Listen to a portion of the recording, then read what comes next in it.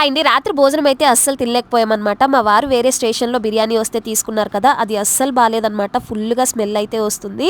ఇంకా పాడైపోయిందని చెప్పేసి పెద్ద పాప తినలేదు, నేను తినలేదు, మా వారు కూడా తినలేదు. ఇంకా పొద్దున్నే లేచేసరికి టైం అయితే 10 అయింది. ట్రైన్‌లో ఈ అప్పర్ బర్త్ దొరికిందంటే చాలా కష్టం అనిపిస్తది. ఎందుకంటే ఎక్కేటప్పుడు అలానే దిగేటప్పుడు చాలా కష్టంగా ఉంటది. అలానే పైన ఉన్నప్పుడైతే చాలా ఫ్రీగానే ఉంటుందన్నమాట.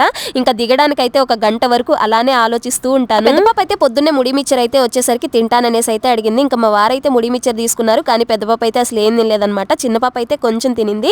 ఇంకా ఇద్దరు కొంచెం సేపటి వరకు అయితే ఆడుతున్నారు. ఇంకా టిఫిన్ అయితే ఏమీ చేయలేదు. వాళ్ళు వచ్చినప్పుడు ఒక 10 రూపీస్ ఇస్తే వాళ్ళు చాలా హ్యాపీగా ఫీల్ అవుతారు. కానీ కొంతమంది అయితే ఉన్నా సరే ఒక 10 రూపాయలు ఇవ్వడానికి కూడా చాలా ఏడుస్తూ ఉంటారు. ఇంకా మా వారైతే సింగాడా వచ్చేసరికి సింగాడా అయితే తీసుకున్నారు. మన ఆంధ్రాలో అయితే చక్కగా సమోసాలు దొరుకుతాయి. ఇక్కడ వెస్ట్ బెంగాల్లో వచ్చేసి సింగాడాలు అయితే దొరుకుతాయి. అందులో ఫుల్గా బంగాళదుంపలే ఉంటాయి అనమాట. అందుకే నాకు ఎక్కువగా నచ్చవు అండ్ నేను ఎక్కువగా కూడా తిన్ననమాట. ఇంకా మా వారు స్వీట్ పెరుగు వస్తే తీసుకున్నారు. వీడియో నచ్చితే లైక్ చేయండి, ఛానల్ని సబ్స్క్రైబ్ చేసుకోండి.